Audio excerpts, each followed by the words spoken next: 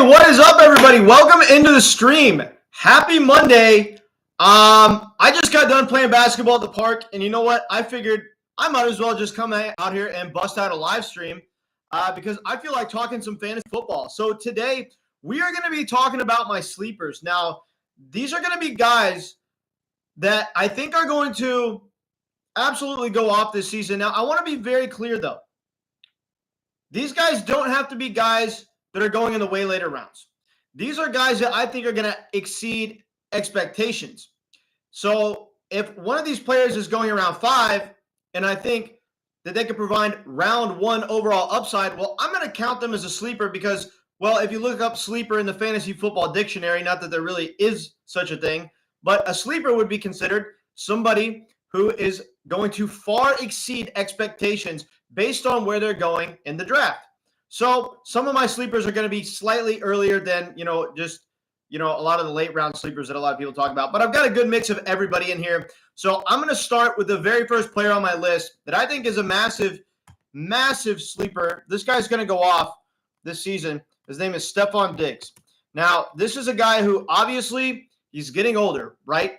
He's a guy that's going to come out and be the wide receiver 1 in his offense, though. I mean, there's people that think that, Kyle Williams and other guys are going to really cut into his opportunity share. I don't think that's going to happen. I don't think we have any reason why we shouldn't trust Stefon Diggs other than the fact that he's coming off of an injury. I mean, if you look at his years in Buffalo, the dude was absolutely dominant. He was one of the best wide receivers in fantasy. He was a consensus first-round pick. Yes, he did have Josh Allen throwing him the ball, but look at the receivers in the Buffalo offense now. There hasn't been a truly elite wide receiver 1 emerge because none of them are Stefon Diggs. And then Stefon Diggs goes to the Texans last year, is doing pretty well, I might add, and then goes down with an injury, and now everybody wants to write him off. Stefon Diggs has had plenty of time to recover from his knee injury. He's going to be 100% to start the season. This dude still has all the talent in the world. I still think he has one more good fantasy season left in him.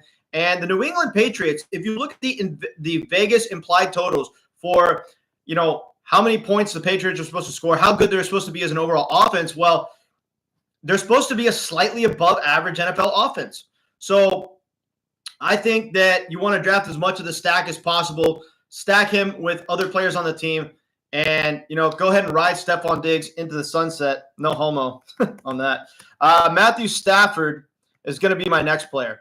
Now, what we have with Matthew Stafford is a guy who still has some of the best arm talent in the league at the quarterback position, but isn't mobile, right? And if you look at where he was going in pre-draft best ball, he was going as the quarterback 29. This makes absolutely no sense for a quarterback that still did pretty well last year with Puka Nacua and Cooper Kupp missing significant time. I mean, he really never had both of those guys healthy. Now you go into the season with a 100% healthy Puka Nacua, a 100% healthy Davante Adams. How is Matthew Stafford not going to exceed expectations? How is Matthew Stafford not going to crush his ADP going off the board as the quarterback 23? He's going off the board as the quarterback 23. This is absolutely insane. We need to take advantage of this ADP. If you're drafting Puka Nacua early and you're drafting Davante Adams, you absolutely must stack them with Matthew Stafford to optimize your roster. I know that stacks are important in best ball, but in any league format, it's very important to stack these guys with Matthew Stafford if you're going to get one of them in the earlier rounds. And so that leads me in to, my next player here, which is Davante Adams. Now, Davante Adams is a guy who's going in round 3, round 4. A lot of people are like, Bryce, you're crazy. You can't consider Davante Adams a sleeper. Well, I can because I think he's going to smash his ADP. I think this is a guy who can return back, early second round value going off the board, sometimes slipping to round 4 in fantasy drafts. I mean, this is a guy that people are sleeping on, right?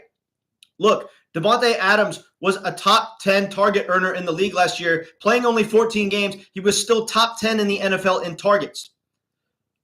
Yes, I love Davante Adams this year too. In fact, I'm loading up on Davante Adams in best ball. I think he's going to be one of the biggest league winners in all of fantasy, and people are sleeping on him like crazy. How is this dude not going earlier? I mean, if you look at the way the targets are going to be split up, is Puka Nacua really going to get that many more targets than Davante Adams? That's what you have to ask yourself here. Puka Nacua is going in the middle of round 1. Davante Adams is going in mid to late round 3, sometimes slipping to round 4, right? is Puka really going to get that many more targets than Davante Adams? Probably not. It's probably going to be a pretty similarly split up target share. And you also have to ask yourself, who's going to get more red zone targets? Davante Adams throughout his career has been a notorious red zone target hog, right? Davante Adams is a guy who pretty much is tops in the league in NFL red zone targets like every single year. And Puka Nacua has not really shown to be an elite red zone target hog because they don't target him as much in the red zone for whatever reason. I'm not saying that that can't change, but the landscape that we're looking at right now is two receivers that are going to get very similar target share, and one, Davante Adams, who should exceed Puka Nacua by possibly a significant margin as far as red zone targets. So the touchdown upside is through the roof for Davante Adams. He's probably going to get, peppered with targets in this offense. Could he come out and have weeks where he has 13 or 14 targets? Very possible. This offense is going to be awesome. We know that Sean McVay loves to play at a fast pace, loves to hyper target his best players. Davante Adams is going to go absolutely nuclear, and people are sleeping on him. And more durable. Yeah, and that's the thing is Puka Nacua, he plays so damn hard that he always ends up hurting himself. So what happens when Puka Nacua goes down and all we have on the field is Davante Adams? Davante Adams, he's going to go nuclear if Puka gets hurt. Nuclear. All right, next player on my list is going to be Jordan Mason of the Vikings. So this dude, Jordan Mason, already is going to have a goal line role in the offense. This dude is going to be taking red zone opportunities away from Aaron Jones like crazy. Why? One, the coaching staff's already said it. Two, Aaron Jones is old as shit and injury prone. Three, Jordan Mason is more of the prototypical goal line back, right? He's just a bigger, more well-built running back than Aaron Jones. So while Aaron Jones has been a pretty decent red zone back in his career, Jordan Mason is going to siphon so many touchdowns away from him this year, it's going to be sick. And so it almost makes sense to draft a little bit more Jordan Mason than you do Aaron Jones because of the youth factor, because of the fact that he's going to be used more on the goal line.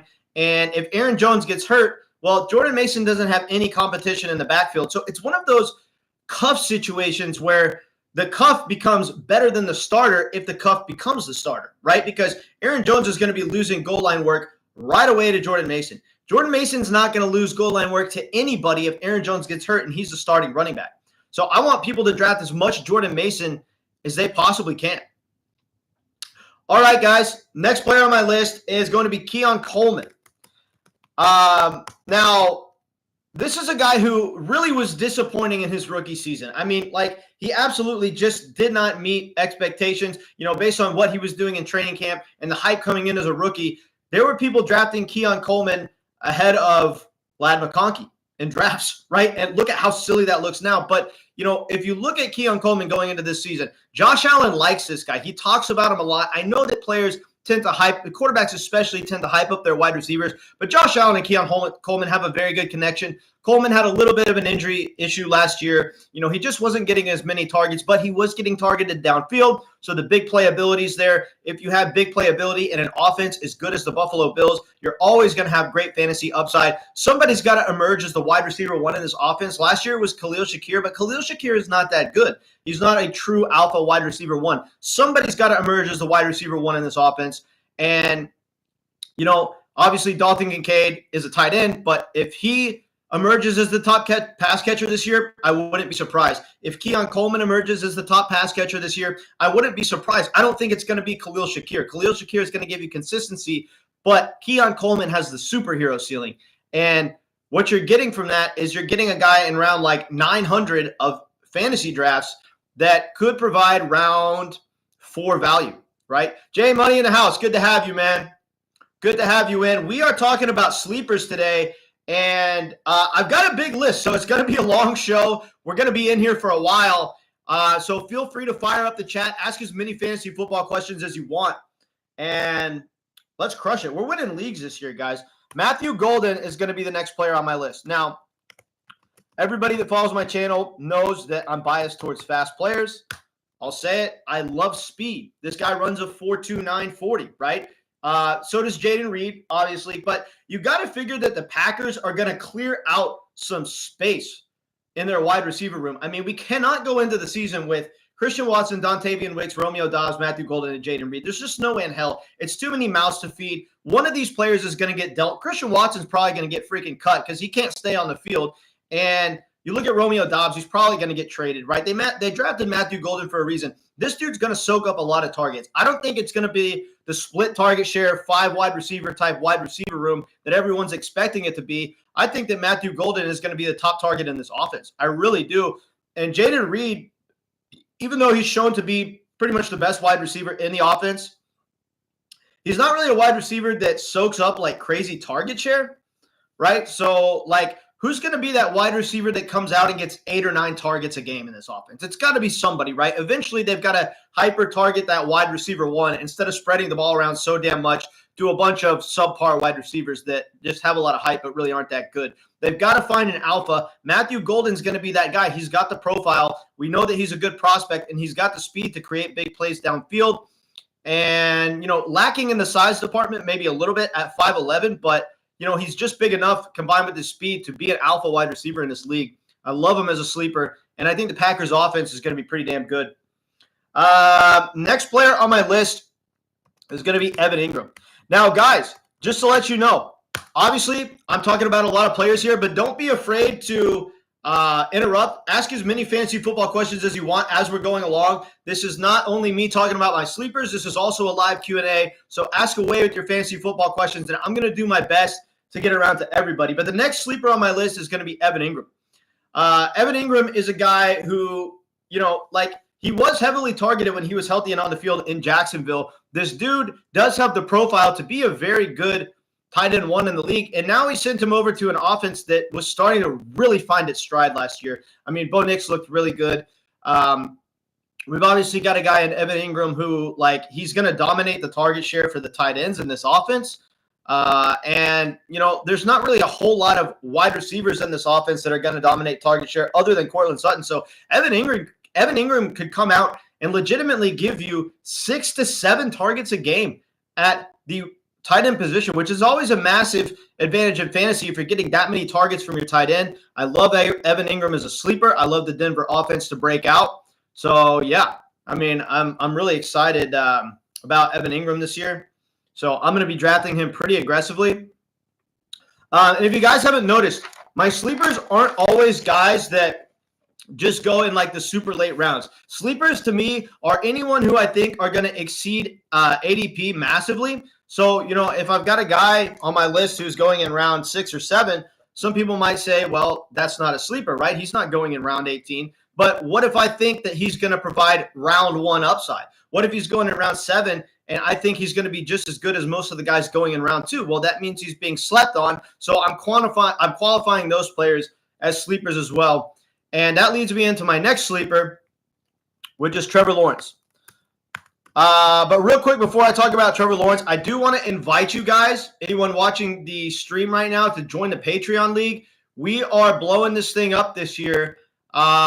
We are 5 players deep. So basically, it's going to be a 10-man league, PPR league, $100 buy-in, $800 for first. So if you want to join a league with us this year and have some fun, click the link to the Patreon. I just posted it right here. The league's probably going to fill up in the next week or two, and we're going to be drafting August 3rd. So if you're looking for an extra fantasy league to play in, get in the Patreon league with us. It's going to be a hell of a lot of fun. $800 for first, $200 per second, 10-man PPR. So it's going to fill pretty quick. So, if you just wanted to get in, go ahead. So yeah, next player I was going to talk about was Trevor Lawrence. Now, Trevor Lawrence is a guy who has not met expectations in the NFL whatsoever, considering the fact that he was a generational talent coming into the league, or so people said. He's really just not met expectations at all. So, is Trevor Lawrence going to bounce back and be the quarterback that we all thought he was going to be coming into the league? Well, I'll tell you this. He's got better weapons than he's ever had by a long shot. Obviously, he missed some time last year, but Brian Thomas Jr. has shown to be a player that could probably be good with any quarterback. I don't think we expected Brian Thomas Jr. to be one of those quarterback-proof wide receivers, but even if Trevor Lawrence turns out to be an average NFL quarterback, which I think is probably the worst-case scenario, he's just going to be dragged along by Brian Thomas Jr. I mean, he's got so many weapons, and now we add Travis Hunter to the offense. Travis Hunter has an outside shot to be end of round 1 wide receiver in later fantasy drafts. I mean, there's a scenario where Travis Hunter is being drafted at the end of round 1 next season.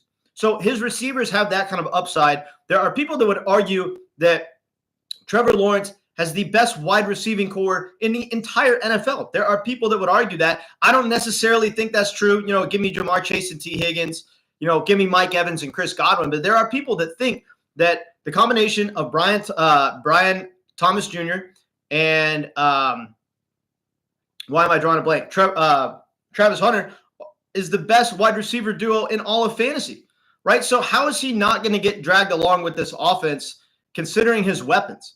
Right? If Jared Goff can do it and get dragged along by an offense because of his offensive weapons, Trevor Lawrence can do it too. He's got the weapons. Look for this dude to explode this year. And he's going off the board as the quarterback 18. How can a player with this much upside be going off the board as the quarterback 18? I love Trevor Lawrence this season, so I'm going to be drafting him aggressively. Next player on my list is going to be George Kittle. Now, obviously, we're calling this guy a sleeper, and he's going in round 4. But, this guy can be the best tight end in fantasy. He can just easily be the best tight end in fantasy. He's playing in a way better offense than Brock Bowers, right? He's got a lot more of a track record than Sam Laporta, especially showing his ability to run after the catch. And the only player that I think is for sure going to finish ahead of George Kittle this year at the tight end position is Trey McBride. But you are having to get Trey McBride sometimes in the middle of round 2. I mean, his ADP is absolutely absurd. You can wait and get George Kittle in round 4. So even though he's not going super late off the board, I still consider him a sleeper because he can legitimately be the best tight end in fantasy. And, he's going off the board as the tight end 3. So I think people are sleeping on him a little bit. I think he finishes as the tight end 2 this season. I think it's a make or break for Trevor, or they will move on from him. You are 100% right, Jay Money. If Trevor Lawrence doesn't really prove himself with this wide receiving core, he's absolutely done. He's done. There's no more, this is the best wide receiving core he's ever going to have. He has to prove himself this season. Next sleeper on my list is going to be Alvin Kamara. Now, why the hell is everyone sleeping on Alvin Kamara? Why is he going so late? I don't understand it. We have an uncertain quarterback situation, and we know that it's going to be dump-off city for Alvin Kamara. This dude's going to be soaking up damn near 10 freaking targets a game at the running back position. He's going to be an absolute PPR cheat code. And it was shown last season that he doesn't really need insane touchdown upside to be one of the best running backs in fantasy. He could be one of the best running backs in fantasy with his pass-catching numbers and his pass-catching efficiency. He's going to be getting 6 or 7 catches a game out of the backfield. He's going to be running after the catch. And Alvin Kamara is still a very talented back. And if this offense exceeds expectations, touchdown upside will be icing on the cake for Alvin Kamara. I really don't see how people are sleeping on him, and we need to be drafting Alvin Kamara aggressively. This guy's one of the biggest sleepers in fantasy. In fact, if you asked me last season, what one of my boldest takes was Alvin Kamara finishing as a top 5 back because he was going as running back 17 or something like he is this year. And in fact, I think he's going quite a bit later than running back 17, if I'm not mistaken. Either way, people are sleeping on Alvin Kamara massively. Like I said, uncertain quarterback situation. It's going to be dump-off city. This dude's going to be catching seven passes a game. What are we doing not drafting him? Next sleeper on my list is going to be Christian Kirk. Now, if you look at this Houston Texans offense, it's obviously going to run through Nico Collins. We've got the addition of Nick Chubb, so we've got a backfield that could have a very wide range of outcomes. I mean, this backfield can be absolutely insanely good or absolutely terrible, depending on what kind of durability Joe Mixon and Nick Chubb have left. I mean, obviously, if both running backs were in their prime, this is the best running back stable in the league, without question. But, Nick Chubb, is he ever going to be the same? Joe Mixon's older. Is he as efficient as he used to be? Probably not. Either way, I like the Texans offense to be good, at least through the air. And they're going to need a number 2 receiver, right? They can't throw the ball to Nico Collins on every single play. Look for Christian Kirk to come out and get somewhere around 7.5 targets a game. 7.5 targets a game in this Texans offense, I think, is going to be good. I think he's going to have some touchdown upside. So I like Christian Kirk as a sleeper. Welcome in, guys. If you guys haven't already, we are talking sleepers today. Anybody who is being slept on as far as their ADP is considered a sleeper. It doesn't have to be somebody who's going in the super late rounds. So next sleeper on my list is going to be J.K. Dobbins. Now, this is a guy who obviously he was just visiting with Denver. Has he signed with anybody yet?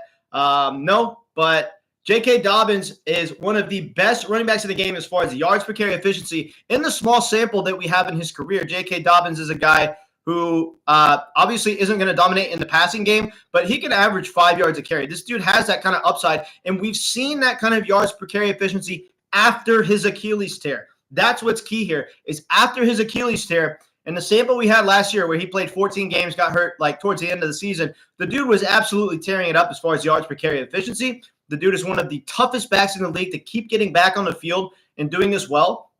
His injury last year wasn't as serious, obviously, as the Achilles tear, so look for him to come back from his injury and be just fine. Is he a little bit of an injury risk? Yes, but we're getting this guy almost for free late in best ball drafts and in our everyday redrafts league. So go ahead and take a late round flyer on J.K. Dobbins. The dude could go somewhere and absolutely explode, and you're getting him for like almost a free price tag. All right, guys, if you haven't heard already, we are launching a league on my Patreon. And I will provide the link for you right here. I'm trying to fill this league up and get as many people in the league as possible.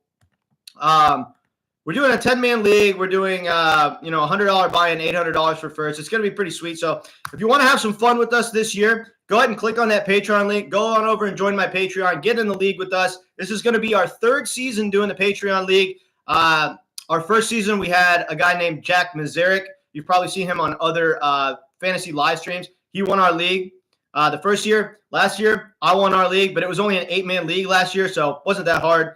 And this year, we're going to be doing a 10-man league, so it's going to be fun. Next sleeper on my list is going to be Isaac Guerendo. Now, how in the world do we not take at least a healthy amount of shares of Isaac Guerendo? I mean, this dude is playing behind, hands down, the most injury-prone running back in the NFL. Now, I'm going to be taking some shares of Christian McCaffrey this year. Not going to lie. I think the ceiling is too high to just totally pass on Christian McCaffrey. But we also need to be getting our shares of Isaac Guerendo because Christian McCaffrey, the dude's got a 50% chance of missing a significant chunk of the season. Isaac Guerendo comes in and then becomes the workhorse for one of the higher scoring offenses in the NFL. He's got elite speed and big playability. He's going to have touchdown upside. If you really look at it, Isaac Guerendo doesn't lack anything, right? Like, he can be decent in the pass catching game. Yards per carry efficiency is going to be crazy good. He's got the speed to bust 70-yard touchdown runs, and he's going to be playing in an elite offense and getting goal line opportunities, scoring touchdowns. If Christian McCaffrey goes down, Isaac Guerendo immediately becomes like a top 10 back in the NFL. So how do we not take shares of him given the upside if Christian McCaffrey gets hurt?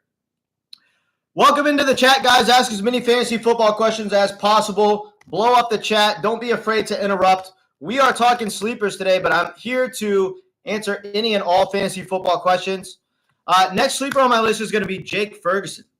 Now, this is going to be a guy who is playing in an offense that's just going to far exceed expectations. What are people doing sleeping on Dak? What are people doing sleeping on this Cowboys offense? Dak is the third highest projected quarterback as far as expected yards, as far as expected passing yards. Vegas has Burrow as number 1, Mahomes is number 2, and Dak is number 3. This offense is going to be absolute fire. Jake Ferguson is the only tight end in this offense that the Cowboys are going to be throwing the ball to. Look for him to have touchdown upside. The dude has the athleticism to run after the catch. We're lacking nothing with Jake Ferguson, and he's going as like tight end 16. So what in the world are we doing? We need to be drafting as much Jake Ferguson as possible. Next sleeper on my list is going to be Tony Pollard. Now, Tony Pollard, 3 straight 1,000-yard rushing seasons. This dude is slept on every single year. And if you look at the year before he broke his leg, the dude looked like one of the most explosive running backs in the entire NFL. The next season, he was being drafted in round like 1 or 2 sometimes of fantasy drafts. The dude has that kind of explosiveness. He has that kind of upside. He's still young enough to provide that kind of upside for, I think, 1 more year. There's been a lot of reports that Tyjae Spears is going to cut into his workload. It's going to be a split backfield. I don't buy it. To me, that's coach talk. Tony Pollard is the better running back, and Tyjae Spears, known as a pass-catching back, but Tony Pollard is still the better receiver. So I don't see any way this dude doesn't explode, especially if Cam Ward comes out and exceeds expectations. So ask away with your fantasy football questions, guys. We're talking sleepers. Who am I missing on this list? Because I'm almost done with my list here, but let me know who I'm missing. If there's anybody I haven't put on here, let me know. And ask away with all your fantasy football questions. I'm doing a live Q&A along with this, so going to be answering pretty much everything that I can. Justin Fields is my next sleeper. So we've got a guy in Justin Fields. Going out the board is like the quarterback 11. And this is a guy, well, you know, we know he has elite rushing upside. We know that he thrives as long as he has one elite wide receiver in his offense. We saw it in the years with DJ Moore, right? So let's draft Justin Fields aggressively, right? Like, he was kind of made to look bad in a bad system last year, but look how good he was, at least in a short sample on the Bears when he was feeding DJ Moore, when he was, giving you that rushing upside that we know he can have. This is going to be a player that exceeds his ADP, I think, mainly because of the rushing upside and because he now has the best wide receiver that he's ever thrown the ball to in Garrett Wilson, because Garrett Wilson is an upgrade from DJ Moore. So those are my sleepers, guys.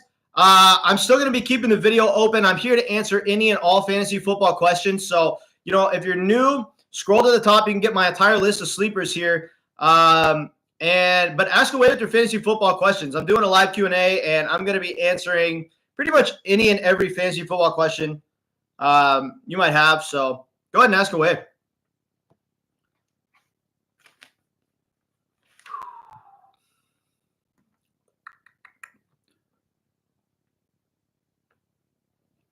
Also, if you're looking to play in an additional league this year, we are drafting on August 3rd for the Patreon League. So I'm going to post a link right here to the Patreon. All you got to do is join the Patreon. It's only $5 to join. We're going to be doing a $100 10-man PPR league. It's going to be $800 for first, $200 for second. So I posted the link right here for the Patreon. Go ahead and go in there, join the Patreon, join the league. We only have 5 slots left, guys, so it's going to be filling up fast. You're also going to get my rankings on my Patreon. You're going to get my top 64 rankings. You're going to get, my sleepers, my entire draft guide, everything like that for $5. Pretty good deal. So we already have 5 people in the Patreon league, 5 spots left. It's going to fill quick. So if you're looking to get in a league, join the Patreon league. We draft August 3rd. Ask away with your fantasy football questions, guys. Ask as many questions as you want. And I am here to answer basically everything.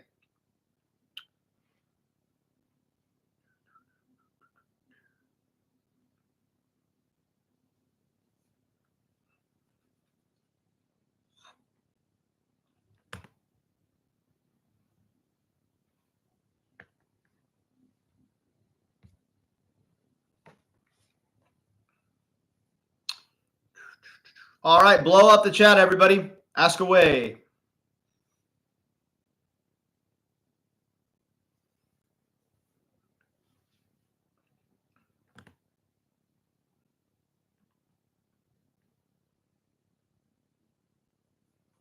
If you're new to the stream and you just came in, you can scroll to the top and get my entire list of sleepers here.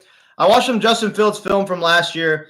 It wasn't good. Wide receivers were flagging to him when to throw the ball, missing wide open targets. He was so inaccurate. I think I'd rather have Dak. Oh, I would much rather have Dak. I mean, Dak is the better passing quarterback. He's got more weapons. He's in a better system.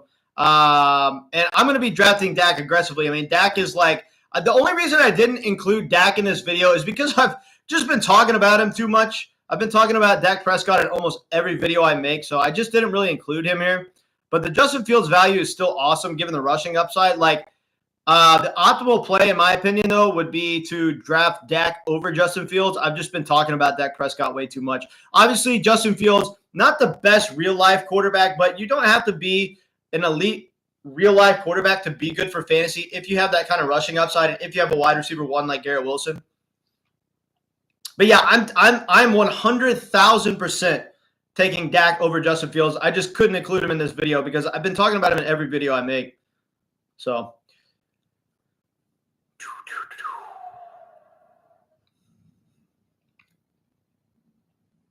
All right, guys, ask away. We're doing a live Q&A at this point.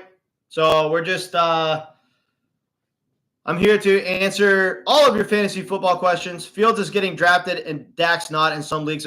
Yeah, that is absolutely ridiculous. If you go back just 2 seasons, Dak was the quarterback 3 in all of fantasy. I mean, he was the quarterback 3. Now he's going undrafted in some fantasy leagues. That's absolutely mind-blowing to me just because he got hurt last year. And now we add George Pickens. We have a more experienced Jake Ferguson. Like, how is Dak Prescott not going to explode? In fact, screw it. I'm just going to put him on here on my sleepers list. I've been talking about him on every video, but whatever. Dak Prescott, one of the biggest sleepers, if not the biggest sleeper in all of fantasy. This dude is going as the quarterback 14. And Vegas has him projected to be the 3rd highest passing quarterback in the league. The only quarterbacks that are projected to have more yards than Dak Prescott are Joe Burrow and Patrick Mahomes. Joe Burrow and Patrick Mahomes, that's it. He's supposed to be right behind Patrick Mahomes in overall passing yardage. How in the world is this dude going undrafted in some fantasy drafts? Dak is pick one. Well, I'll tell you this. The ESPN ADP is obviously a joke. It's just become worse and worse every single season. I think the underdog ADP, while it's probably not as accurate as it should be, is probably the most accurate ADP you can find. And ESPN ADP is some of the worst ADP you can find. I just don't understand the ADP at all. It's almost like it's just completely random at this point. It's absolutely terrible. I think it's because we have so many players that they'll go into the ESPN app and they'll start drafting and they'll draft their first 2 picks and then they'll just leave the draft. So there's all these auto drafts, figuring into how the ADP gets manipulated. And then you just end up with ADP that makes no sense. All right, guys, if you haven't already, like the video. Do me a favor, subscribe to the channel. That's going to help. And more importantly than anything, blow up the chat, ask away with your fantasy football questions so we can keep this going.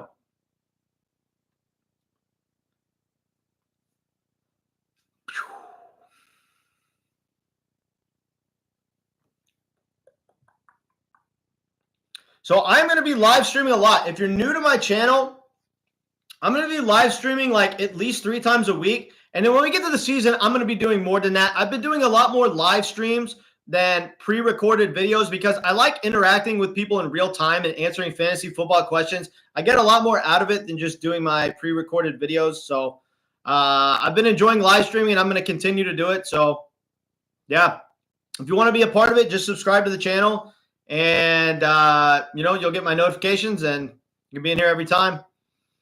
If you're looking for an extra league, click the Patreon league link. I posted it right here. You can see it right here in the chat. You should join the league, J Money. We are, like I said, 5 deep, so we have 5 slots left.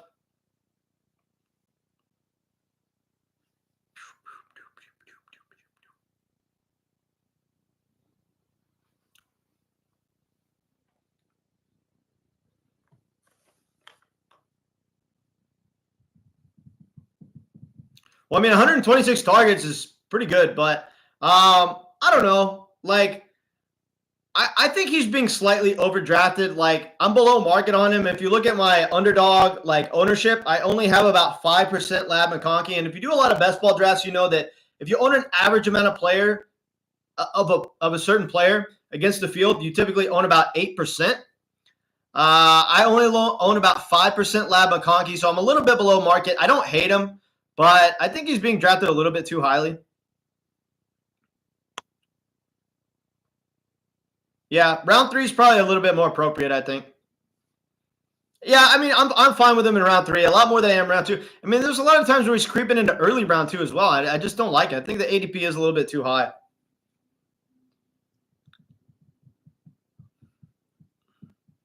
Oh, speaking of that, you reminded me of another sleeper I had that I did not post on here, and that's Justin Herbert. Now, obviously, with coaching changes comes a different style offense, right? And they're not letting Justin Herbert really cut loose and throw the ball all that much. But, this dude at a certain time was being drafted right behind Pat Mahomes and expected to be like the second best quarterback in all of fantasy. Granted, this was years ago. The coaching system was a lot different. He was getting to throw the ball a lot more, but this dude does have weapons. Lab McConkey, well, I think he's being overdrafted. He's a weapon. We have Quentin Johnson. We had a Trey Harris. I mean, I don't see why Justin Herbert shouldn't exceed expectations this year. Going off the board is what is he, like quarterback 17 going off the board? That's a little ridiculous to me. I think he has the upside to be a top 10 quarterback.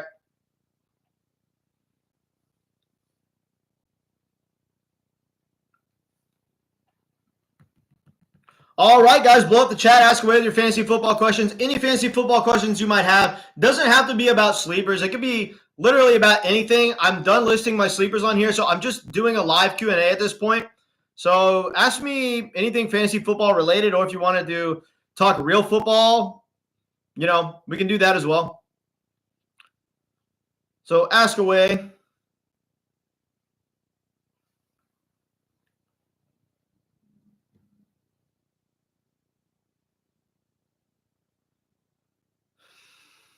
Justin underdrafted because of no rushing.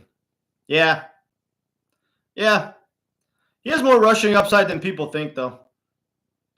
The dude's actually sneaky athletic, but I'm just hoping that the coaching system cuts him loose a little bit. I hope they let him actually throw the ball this year.